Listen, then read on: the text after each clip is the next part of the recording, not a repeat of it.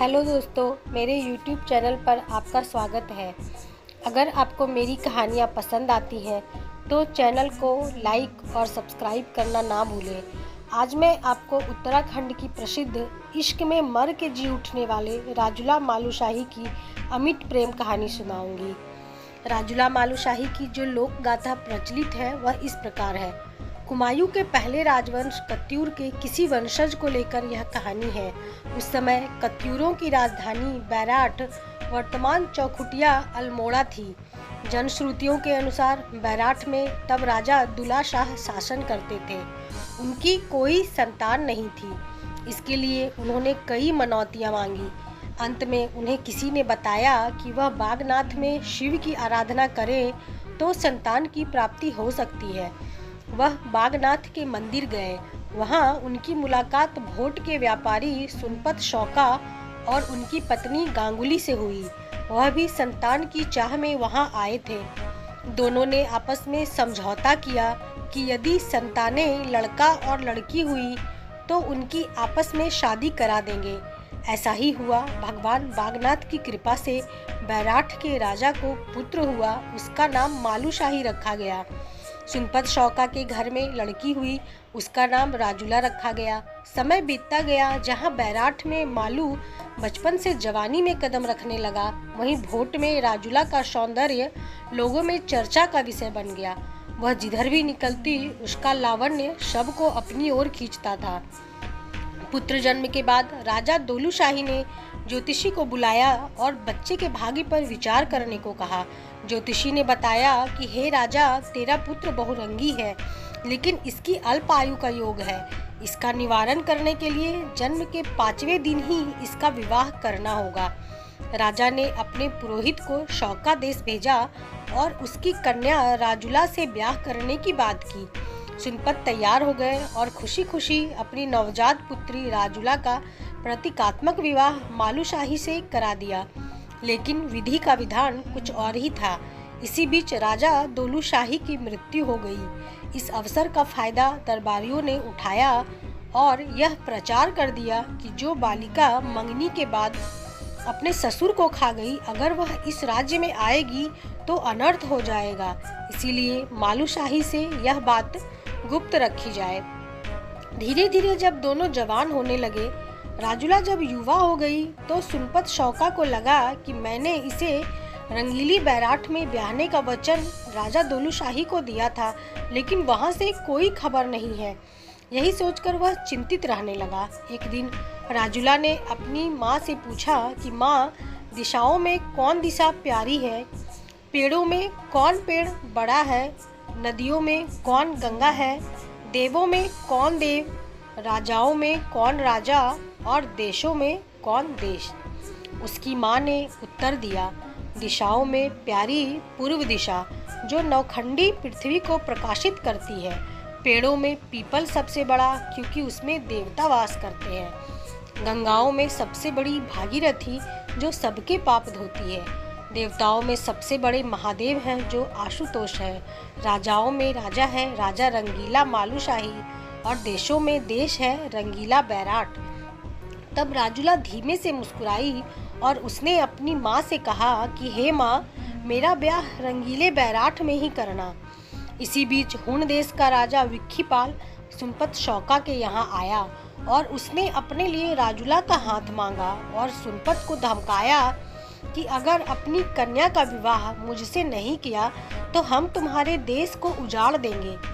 इसी बीच में मालूशाही ने सपने में राजूला को देखा और उसके रूप को देखकर मोहित हो गया, और उसने सपने में ही राजूला को वचन दिया कि मैं एक दिन तुम्हें ब्याह कर ले जाऊंगा। यही सपना राजूला को भी आया। एक ओर मालूशाही का वचन और दूसरी ओर हुण राजा विक्खीपाल की धमकी। इस सब से व्यथित होकर राजूला ने निश्चय किया कि वह स्वयं बैराठ देश जाएगी और मालूशाही से मिलेगी। उसने अपनी माँ से बैराठ का रास्ता पूछा, लेकिन उसकी माँ ने कहा कि बेटी, तुझे तो हुण देश जाना है, बैराठ के रास्ते से तुझे क्या मतलब? एक दिन रात में चुपचाप एक हीरे की अंगूठी लेकर राजूला रंगीली बैराठ की ओर चल पड़ी। वह पहाड़ों को पार कर मुनस्यारी और फिर बागेश्वर पहुंची। वहाँ से कफू पक्षी ने बैराट का रास्ता दिखाया। लेकिन इस बीच मालूशाही ने शौका देश जाकर राजुला को ब्याह कर लाने की बात की तो उसकी माँ ने पहले उसे बहुत समझाया। खाना पीना और अपनी रानियों से भी उसने बात करना बंद कर दिया। लेकिन जब वह नहीं माना तो उसे 12 वर्षीय निद्रा जड़ी सुंघा दी गई, जिससे वह गहरी निद्रा में सो गया।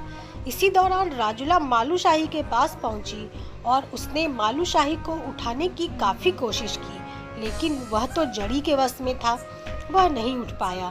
निराश होकर राजुला ने उसके हाथ में साथ लाई हीरे की अंगूठी पहना दी और एक पत्र उसके सिरहाने रख दिया और रोते रोते अपने देश लौट गई। सब सामान्य हो जाने पर मालूशाही की निद्रा खोल दी गई। जैसे ही मालू होश में आया, उसने अपने हाथ में राजुला की पहनाई अंगूठी देखी तो उसे सब याद आया और वह पत्र भी दिखाई दिया, जिसमें लिखा था, हे मालू, मैं तो तेरे पास आई थी, लेकिन तू तो निद्रा के वश में था। अगर तूने अपनी माँ का दूध पिया है तो मुझे लेने हुण देश आ जाना, क्योंकि मेरे पिता अब मुझे वहीं ब्याह रहे हैं। यह सब देखकर राजा मालू सिर पीटने लगे। अचानक उन्हें ध्यान आया कि अब मुझे गुरु गोरखनाथ की शरण में जाना चाहिए, तो मालू गोरखनाथ जी के पास चले आए। गुरु गोरखनाथ जी धुनी रमाए बैठे थे। राजा मालू ने उन्हें प्रणाम किया और कहा कि मुझे मेरी राजुला से मिला दो, मगर गुरुजी ने कोई उत्तर नहीं दिया। उसके बाद मालू ने अपना मुकुट और राजसी कपड़े नदी में बहा दिए और धुनी की राख को अपने शरीर में मलकर एक सफ़ेद धोती पहनकर गुरुजी के सामने गया और कहा कि हे गुरु गोरखनाथ जी, मुझे राजुला चाहिए। आप यह बता दो कि मुझे वह कैसे मिलेगी। अगर आप नहीं बताओगे तो मैं यहीं पर विष पान करके अपनी जान दे दूंगा। तब बाबा ने आंखें खोली और मालू को समझाया कि जाकर अपना राजपाट संभालो और रानियों के साथ रहो। उन्होंने यह भी कहा, देख मालूशाही, हम तेरी डोली सजाएंगे और उसमें एक लड़की को बिठा देंगे और उसका नाम रखेंगे राजुला। लेकिन मालू नहीं माना। उसने कहा, गुरु, यह तो आप कर दोगे, लेकिन मेरी राजुला के जैसे नख शिख कहाँ से लाएंगे। तो गुरुजी ने उसे दीक्षा दी और बहुत सारी विद्या सिखाई, साथ ही तंत्र मंत्र भी दिए ताकि धुन शौका देश का विष उसे ना लग सके। तब मालू के कान छेदे गए और सिर मुड़ा गया। गुरु ने कहा, जा मालू, अपनी माँ से भिक्षा लेकर आ और महल में भिक्षा में खाना खाकर आ। तब मालू सीधे अपने महल पहुंचा तथा भिक्षा और खाना मांगा। रानी ने उसे देखकर कहा कि हे जोगी, तू तो मेरे मालू जैसा दिखता है। मालू ने उत्तर दिया कि मैं तेरा मालू नहीं, एक जोगी हूँ, मुझे खाना दे। रानी ने उसे खाना दिया तो मालू ने 5 ग्रास बनाए।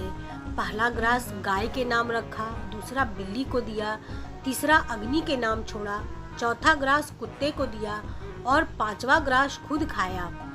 तो रानी धर्मा समझ गई कि ये मेरा पुत्र मालू ही है, क्योंकि वह भी पंचग्रासी था। इस पर रानी ने मालू से कहा कि बेटा, तू क्यों जोगी बन गया राजपाट छोड़कर। तो मालू ने कहा, माँ, तू इतनी आतुर क्यों हो रही है। मैं जल्दी ही राजुला को लेकर आ जाऊंगा। मुझे हुणियों के देश जाना है अपनी राजुला को लाने। रानी धर्मा ने उसे बहुत समझाया, लेकिन मालू फिर भी नहीं माना। तो रानी ने उसके साथ अपने कुछ सैनिक भी भेज दिए। मालूशाही जोगी के वेश में घूमता हुआ हुण देश पहुंचा। उस देश में विष की बावड़ियां थी। उनका पानी पीकर सभी अचेत हो गए। तभी विष की अधिष्ठात्री विशला ने मालू को अचेत देखा तो उसे उस पर दया आ गई और उसका विष निकाल दिया। मालू घूमते घूमते राजुला के महल पहुंचा। वहां बड़ी चहल पहल थी, क्योंकि विक्खीपाल राजुला को ब्याह कर लाया था। मालू ने अलख लगाई, दे माई भिक्षा। तो इठलाती हुई और गहनों से लदी हुई राजुला सोने के थाल में भिक्षा लेकर आई और बोली, ले जोगी भिक्षा। पर जोगी उसे देखता ही रह गया। उसने अपने सपनों में आई राजुला को साक्षात देखा तो सुध बुध ही भूल गया था। जोगी ने कहा, हे रानी, तू तो बड़ी भाग्यवती है, यहाँ कहाँ से आ गई। राजुला ने कहा, जोगी बता, मेरे हाथ की रेखाएं क्या कहती हैं? तो जोगी ने कहा कि मैं बिना नाम ग्राम के हाथ नहीं देखता। तो राजुला ने बताया कि मैं सुमपति शौका की पुत्री राजुला हूँ। अब बता जोगी, मेरा भाग्य क्या है? तो जोगी ने बड़े प्यार से उसका हाथ अपने हाथ में लिया और कहा, चेली, तेरा भाग्य कैसे फूटा? तेरे भाग्य में तो रंगीली बैराट का मालूशाही था।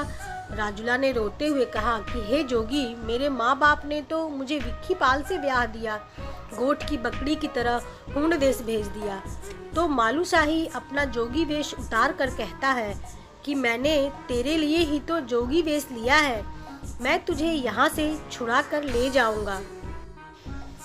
तब राजुला ने विक्खीपाल को बुलाया और कहा कि ये जोगी बड़े काम का है और बहुत सारी विद्याएं जानता है, यह हमारे काम आएगा। तो विक्खीपाल मान जाता है, लेकिन जोगी के मुख पर राजा का प्रताप देखकर उसे शक तो हो ही जाता है। उसने मालू को अपने महल में रख लिया, लेकिन उसकी टोह वह लेता रहा। राजुला मालू से छुप छुप कर मिलती रही, तो विक्खीपाल को पता चल गया कि यह तो बैराठ का राजा मालूशाही है। तो उसने उसे मारने का षड्यंत्र किया और खीर बनाई, जिसमें उसने जहर डाल दिया और मालू को उसने खाने पर आमंत्रित किया और वही खीर खाने को कहा। खीर खाते ही मालू मर गया। उसकी यह हालत देखकर राजुला अचेत हो गई। उसी रात मालू की माँ को सपना हुआ, जिसमें मालू ने बताया कि मैं हूण देश में मर गया हूँ। तो उसकी माता ने उसे लिवाने के लिए मालू के मामा मृत्यु सिंह, जो कि गढ़वाल के किसी गढ़ के राजा थे, को सिधवा विधवा रमौल और बाबा गोरखनाथ के साथ हूण देश भेजा। सिधवा विधवा रमौल के साथ मालू के मामा मृत्यु सिंह हूण देश पहुँचे। बहुत सारी विद्या का प्रयोग कर उन्होंने मालू को जीवित कर दिया और मालू ने महल में जाकर राजुला को भी जगाया और उनके सैनिकों ने हुणियों को काट डाला और राजा विक्खीपाल भी मारा गया। तब मालू ने बैराठ संदेश भिजवाया कि नगर को सजाओ, मैं राजुला को रानी बनाकर ला रहा हूँ। मालूशाही बारात लेकर बैराठ पहुँचा, जहाँ पर उसने धूमधाम से शादी की। तब राजुला ने कहा कि मैंने पहले ही कहा था कि मैं 9 रंगी हूँ और जो 10 रंग का होगा मैं उसी से शादी करूँगी। आज मालू, तुमने मेरी लाज रखी, तुम मेरे जन्म जन्म के साथी हो। अब दोनों साथ साथ खुशी खुशी रहने लगे और प्रजा की सेवा करने लगे।